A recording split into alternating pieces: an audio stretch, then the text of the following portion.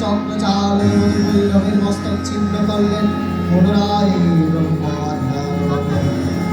এদিকে কালান্তরে দুর্দর্শদত্তরাজ মহিষাসুরের পরাক্রমে দেবতারা স্বর্গের উদ্ধার হলেন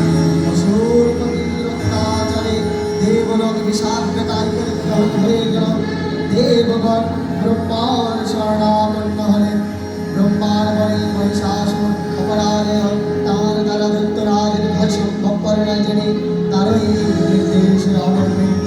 অমরজনী বিধাতাকে মুখপাত্র করে বৈকুণ্ঠে গিয়ে দেখলেন হরিহর আলাপনে রত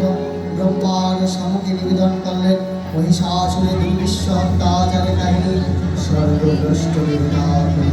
এই বার্তা শুনলেন তারা শান্ত যোগীবর মহাদেবের সমুদ্র মুখমণ্ডল প্রভৃতি রক্ত জবার মতো রাঙাবরণ ধারণ করলেন আর শঙ্খ চক্র গদাবদ্ধধারী নারায়ণী নামে দ্রুততে কুটিল হয়ে উঠল তখন মহাশক্তির আহ্বানে গগনে গগনে নিনাদিত হল মহাশঙ্খ